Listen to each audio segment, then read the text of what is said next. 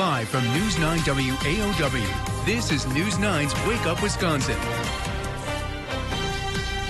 We're kind of seeing a lot of it all at once right now.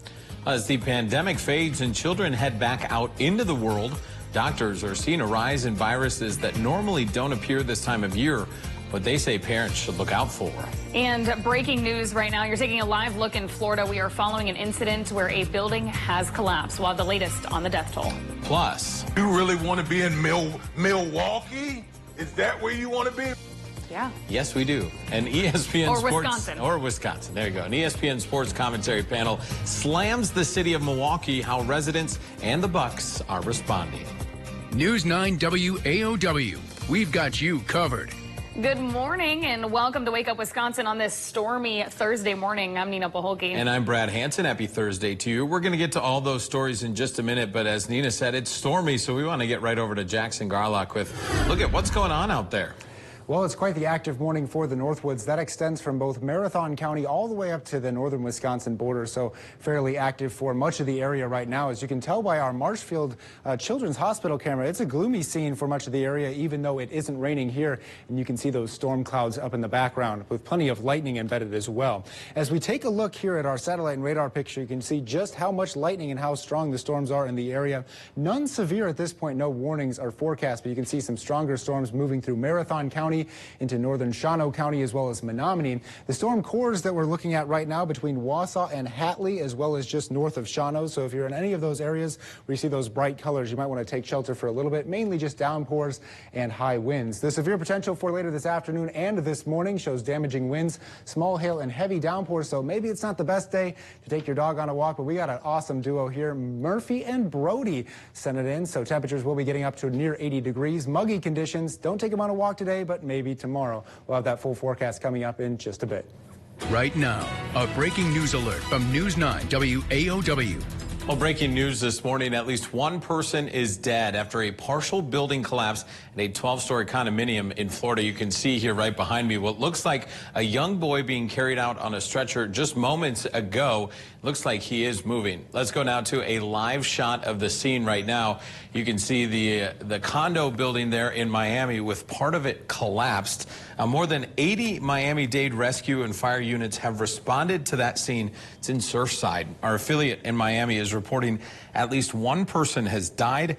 They also say crews are working to save people who may be trapped inside. No word yet on the extent of injuries or death, and no word yet on what caused that collapse. Well, new on Wake Up, doctors are reporting viruses in children that don't normally show up this time of year. Everything's back. We had a year, maybe year and a half with very few upper respiratory illnesses, and we're kind of seeing a lot of it all at once right now.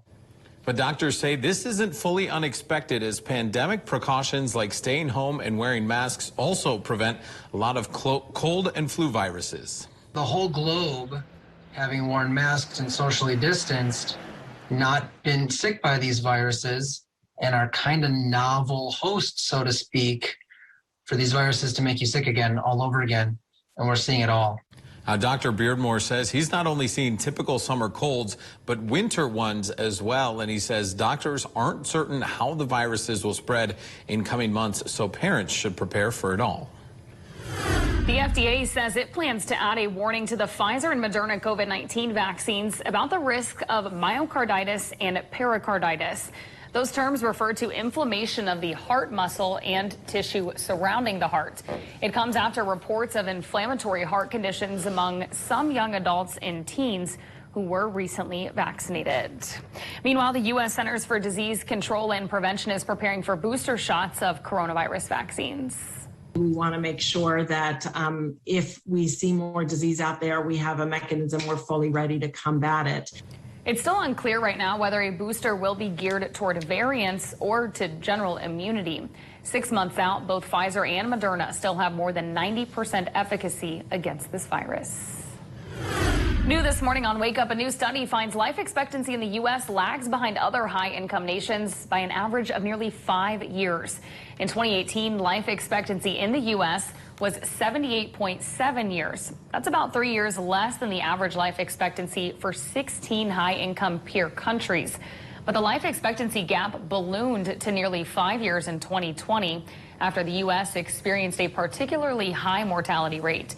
No other nation experienced a decline in life expectancy as large as the U.S. Researchers say COVID was the biggest driver in the decline. Well, as pandemic restrictions are eased and events become more common again, the wedding industry is seeing a boom in venue bookings and bridal appointments. During the height of the pandemic, many couples lost long-awaited wedding venues, had to make the difficult decision of putting off their big day or having a smaller ceremony. One area venue has reopened, and they are booking events 2 years in advance. So if you call and there's a date that you want, you would just have to watch the calendar to see if it opened up, but most of the time it doesn't open up. Olson said he and his team are thankful for the understanding they received when they had to cancel bookings, but are excited to be back open for their guests. And new on Wake Up, the state assembly passes a bill that would expand the list of people who can officiate a marriage here in Wisconsin. And this morning, News 9's Rashad Williams is live in our newsroom with the group in our area it would affect. Rashad?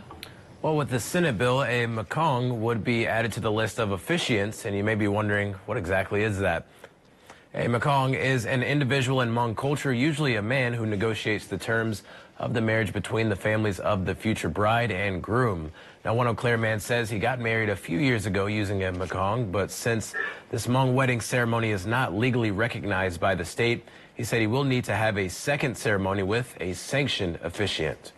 I think this bill would be great if it passes because, one, it validates the Hmong community and their traditions.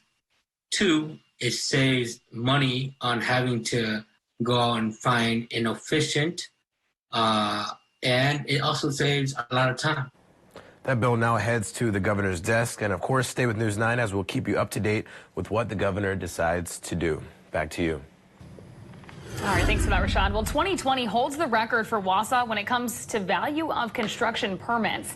Typically, the city sees about $115 million in commercial or residential construction permits.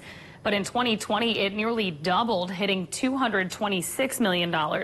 With officials saying from the residential side of things, more people stayed at home during the pandemic and decided to work on their homes. They decided it was time to invest that money and take advantage of low interest rates and improve their properties. And we're seeing the same thing in 2021. A lot of residential improvements are being made, decks, garages, similar interior stuff. In 2021 so far, the city of Wausau has $55 million in construction permits. And new this morning, we've got a road construction update for those in Shawano County. Starting Monday, June 28th, the County U South intersection in the town of Herman along WIS 29 will be closed to through traffic through July 23rd. There will be a detour posted for you. Also new this morning on Wake Up, Wisconsin residents and more specifically Milwaukee residents take some offense from comments made Tuesday by ESPN commentators. Yeah, and as they should. Take a listen to this. And it's going to be terrible cities. You really want to be in Milwaukee? Is that where you want to be? Last year it was Miami. Hell no. Haters gone, hey. All right, Damian Woody, we don't want you here. Those comments made during a talk show on ESPN when discussing the cities where the NBA playoffs and the NBA finals could be, the comment causing backlash in the city. He's got it wrong. If he comes, he'll see. They have never been here. They don't know how great Milwaukee is. Now, one man has even started an online petition to ban Stephen A. Smith and the other guys from any potential NBA Finals games. If we can keep him out of Milwaukee, that is the primary goal, as it says in the petition. Maybe we can keep him outside of the Deer District or something at the very least. I like that guy. He looks right at the camera, right? Well, Milwaukee has dealt with similar slights before, all the way back to 1957, when the New York Yankees famously called Milwaukee Bush League during the World Series. Music serenaded the plants at the Village Gardens in Plover last night. Much nicer scene out there last night than this morning. Musicians from the Central Wisconsin Symphony Orchestra played several different pieces for people as they took in the beauty of nature. They'll be performing at the Monk Botanical Gardens here in Wausau next Thursday from 4 to 6 p.m. New on Wake Up, an Appleton teenager battles the wind and waves to swim across Lake Winnebago, and it's all for a good cause.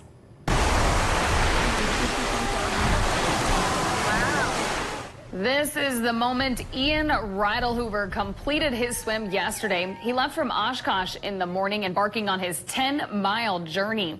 And he raised nearly $54,000 in donations for the Leukemia and Lymphoma Society. Ideally, we wouldn't have waves as big as this, but with Winnebago, with the algae blooms, you have to do it before a certain point in the summer, so we're kind of running out of time, so we decided to just do it anyway today. He did take some breaks, stopping every mile or half mile to get some snacks on a boat that went with him. I love the snack boat. Yeah, you can find us there.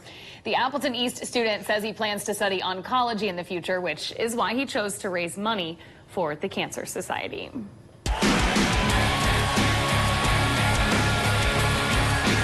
Oh yeah, get the cowboy boots out. Today we've got our first winner that will receive 4 tickets to WAOW, which is just a couple weeks away. Yeehaw! Our winner this morning is Nicholas Ritchie. Oh, sorry. That's okay. Too quick. Nicholas wins 4 tickets to the WAOW Country Festival. You're a lucky man, Nicholas. Congratulations. And right now, until June 30th, you too can register to win 4 tickets to the good old WAOW. The second and final winner will be announced on July 1st during Wake Up Wisconsin. You can head to WAOW.com/contest to enter your name. And coming up tomorrow here on News 9, we're taking a look at the history and future of the Wausau Center Mall location. Yeah, June 25th marks 40 years since the groundbreaking for Sears. Tomorrow, News 9 will break down how the mall project came to be and what will follow once demolition is completed. Both our 5 and 6 o'clock newscasts will feature in-depth coverage of the anniversary. And let's go ahead and take a live look downtown. It is yucky out there. Storms moving through, lots of lightning and rain. Make sure you grab your umbrella on the way out the door. Jackson's in next with his forecast.